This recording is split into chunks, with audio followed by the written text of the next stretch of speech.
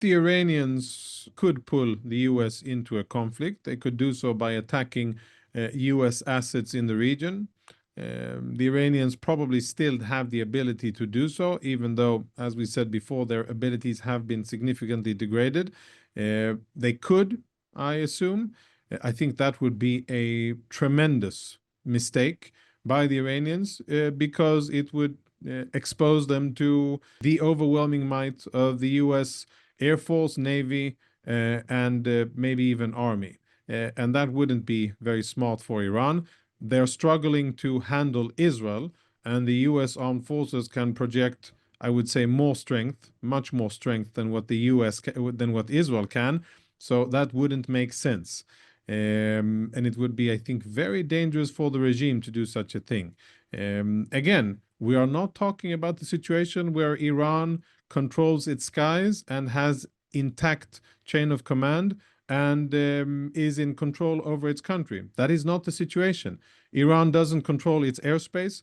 Iranian military leadership has been decimated. The Iranian establishment, every day, every minute that goes by, is losing assets to open up another front and to agitate a bigger and more powerful enemy. I don't see the logic in that, and I think that would be very suicidal to do. But in war, you also say never. It's an old, truism of war. Never interfere with when your enemy is making mistakes. So if they want to make mistakes, I would welcome that. Of course, I would want no one to be wounded, American servicemen deployed in the area, and of course, no other civilians. But I think the Iranians would be committing a grave mistake if they attack the US.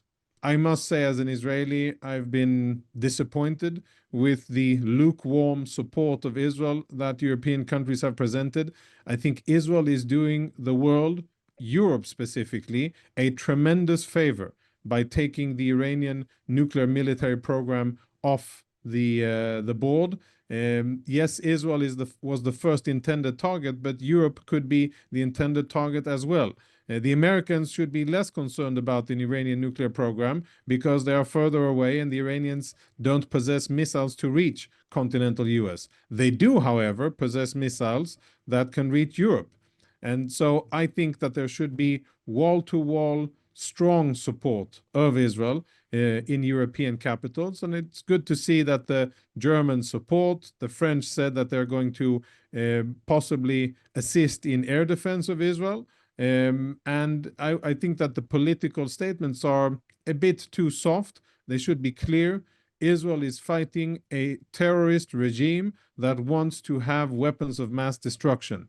And the first word in any statement, I think, should be thank you in whatever native language it is. Thank you, Israel, for having the courage and the capacity and the leadership to now stand up to Iranian aggression and to rid Europe of this threat. I think the dilemma here for the Iranians is whether to continue to escalate or to kind of consolidate their losses. Strategically speaking, if you look at it from a cold, rational or logical point of view, the Iranians are going to face increasing military pressure and they are exposed. So whatever the Iranian regime decides to do now can just make them more vulnerable and more exposed to Israeli strikes. So however more they fire missiles and whatever they try to do, what that will do is, of course, it will allow Israel to attack more and more.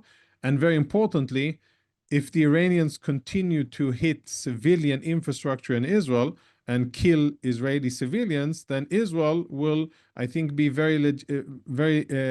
have lots of legitimacy to say, okay, we are going to expand our strikes and we're going to expand it to national infrastructure and the infrastructure that supports the military operations, like ports, like gas and oil facilities, refineries, etc., and other types of infrastructure that are really important for the Iranian war machine, but they also are important for Iranian civilians.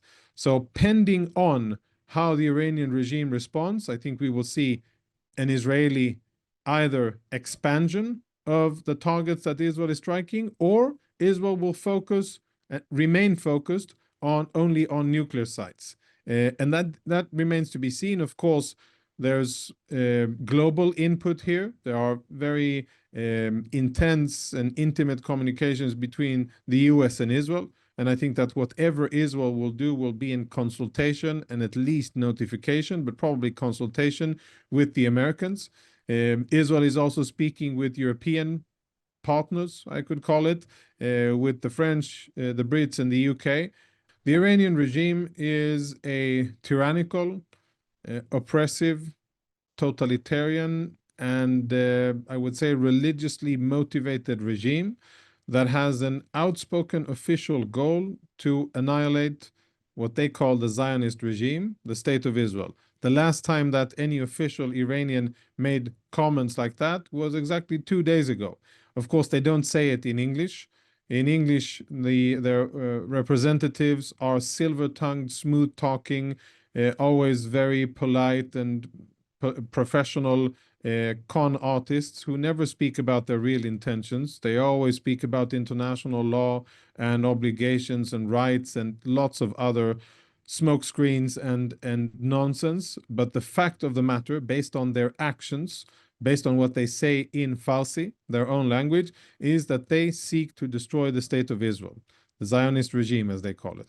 And they have been developing nuclear weapons, aspiring to develop nuclear weapons for the better part of 25 years.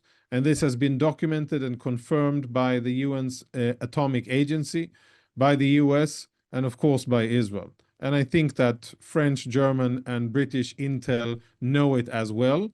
Some of them are a little bit short on the moral capacity to say so out in the open. It's clear to everybody that the Iranian regime cannot have, must not have, weapons of mass destruction. It would be suicidal for Israel. It would be suicidal for many Arab countries in the region and extremely dangerous for European countries. And it shouldn't happen. And that is why Israel took action. That is the justification of this preemptive Israeli strike, which I hope many people around the world would understand as preemptive and very justified. And I think, if we look at this historically, Israel is the biggest non-proliferator of the region. Israel dismantled Iraq's nuclear military program in 1981.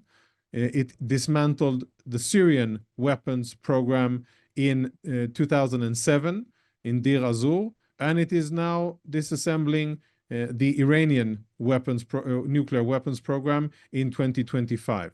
And that is, again, at the service of the world. Of course, Israel caring for itself and defending itself, but this is also something that indirectly will create a better, more stable, more peaceful Middle East, where crazy fundamentalist regimes do not have their hand on the button or the finger on the button and do not have the ability to terrorize others with a weapon of mass destruction.